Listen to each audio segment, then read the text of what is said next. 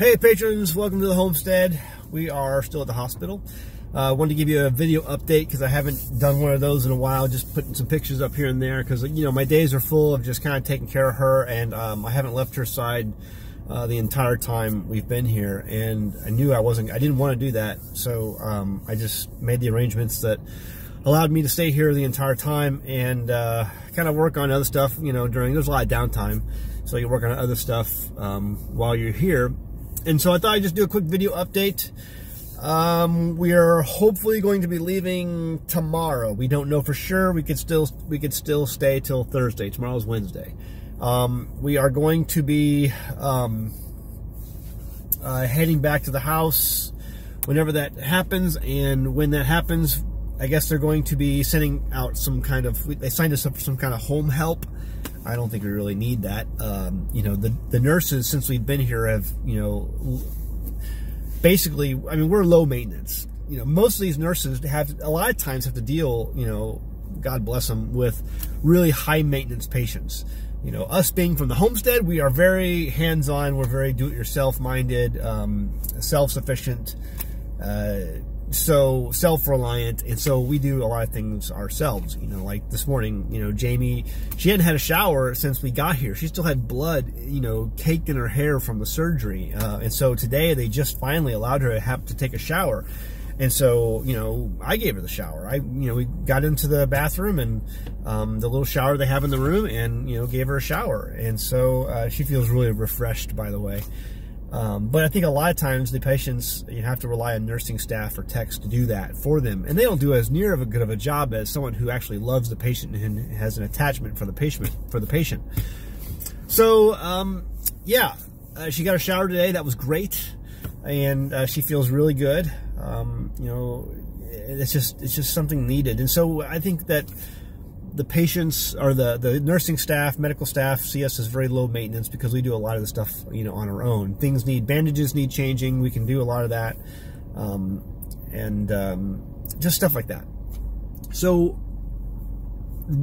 home help, I wasn't really excited about this. The doctor ordered it, and, you know, I said, really? And they kind of pushed back, and I was like, you know, this is not the hill I'm going to die on, right? So I'm not going to fight them on it. If that's what they want to do, fine.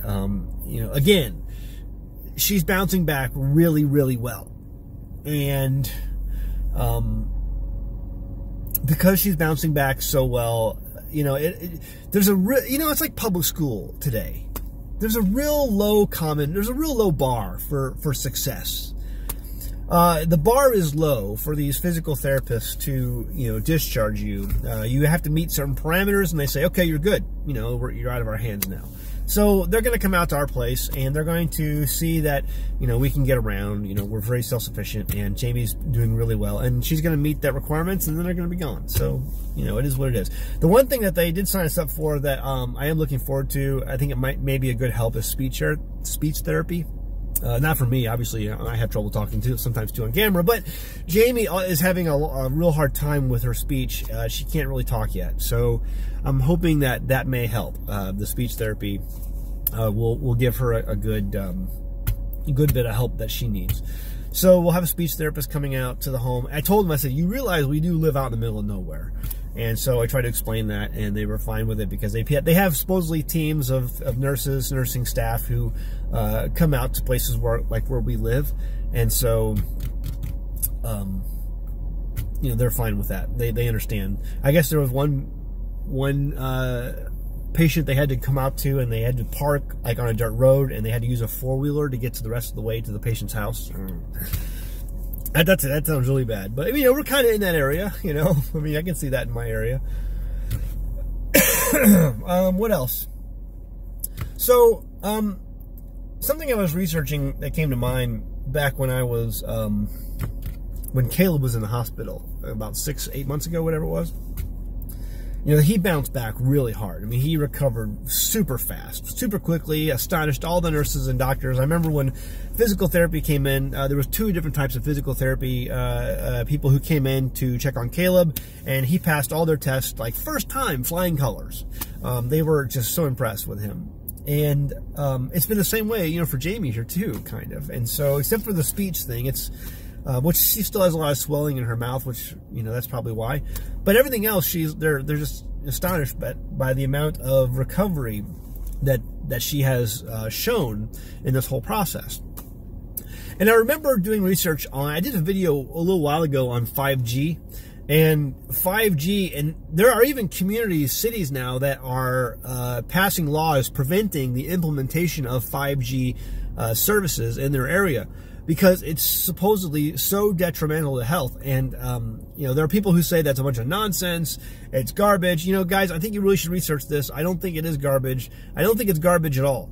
I'm going to do another video here in a minute. It's going to be for the regular channel on lights. Stay tuned for that. We're going to record it as soon as I'm done with this video.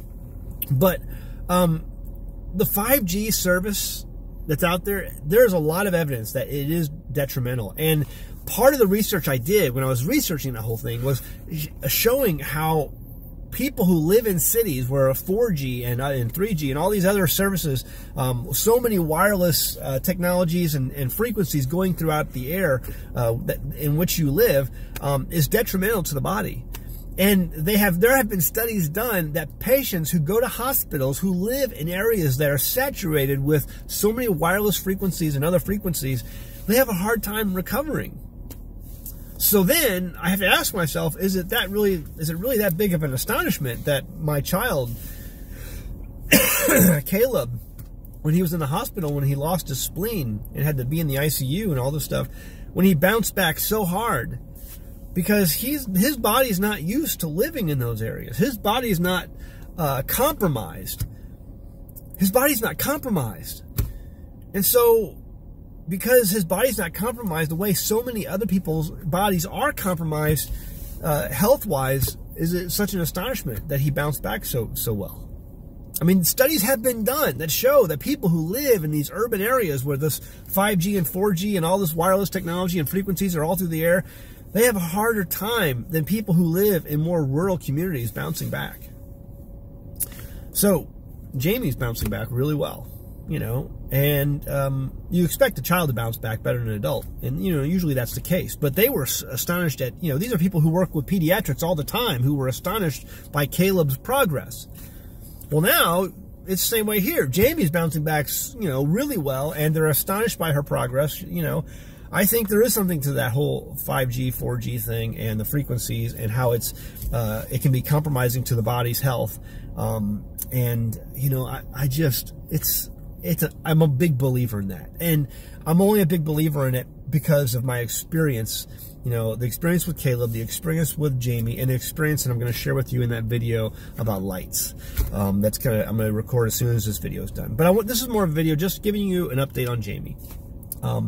She's doing well, and we're going to be hopefully heading out of here in the next couple days, and we're going to have a long road of recovery for her in the days and weeks ahead, months ahead, and I'm hoping by Sukkot, if you do Sukkot, you know what that is, you know, things will be back to normal. We are going to do Sukkot, you know, if you're wondering, on our place again this year.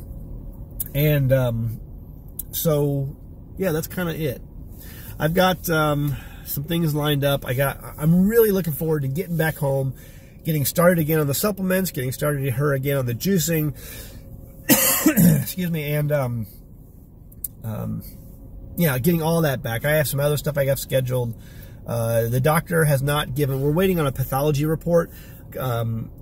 Initial report that came back from the marrow that he took out of the jaw was negative, no cancer, which is, oh, that's amazing. And we're waiting on the full pathology report that's going to be testing, obviously, those samples again, you know, in the microscopic level, also on the bone level. They take the bone and they put it in some sort of liquid that dissolves it, and then they can check it on the microscopic level, and other things, you know, the lymph nodes, all that stuff is going to be contained in the pathology report that comes back here in the next day or so. We were hoping to have it yesterday. It did not come back yet, but I'm really hoping for a good report on that. Whatever that report is, we are going to continue with our protocols, and we have IV, vitamin C IVs lined up, coming up soon. Surgical port will be put in place, and we'll be going ahead down that road. I have to finish getting that scheduled here soon. That's kind of about it. Everyone's driving. I'm in the parking lot right now, and everyone's driving around, and they see me in the car, and they're like, oh, is that guy moving? Because I have a really good parking space. It's close to the building. And they're like, is that guy moving? And they look at me, and I'm like, I'm not moving. I'm just talking to the camera. It's totally normal. So that's kind of what's going on. Jamie's doing well. She's really looking forward to getting home. We're gonna have to detox all over again. Using the Rife machine, foot bath, and enemas, coffee enemas, hopefully, and just getting all the hospital out of us. She's been on a number of drugs, obviously some pretty good narcotic painkillers. All that stuff needs to be taken back out and get back on our protocols and building up our white blood cell count. I figure we'll wait a week and we'll do another blood test and see what our numbers are, and go from there. I'm expecting them to maybe be a little bit lower since of all the crap we've had to deal with here, but who knows? We'll see how that works. And I'll let you know. I'll keep you posted. So if you're interested, stay tuned to Patreon. I will keep putting posts and updates here, but that's what's going on today. So Jamie's hopefully going to be ready to go home soon. All right, guys. See you next time in the homestead. Love you, patrons. Thank you so much for your support. Really can't tell you enough just how much that means to us. All right, guys. Bye.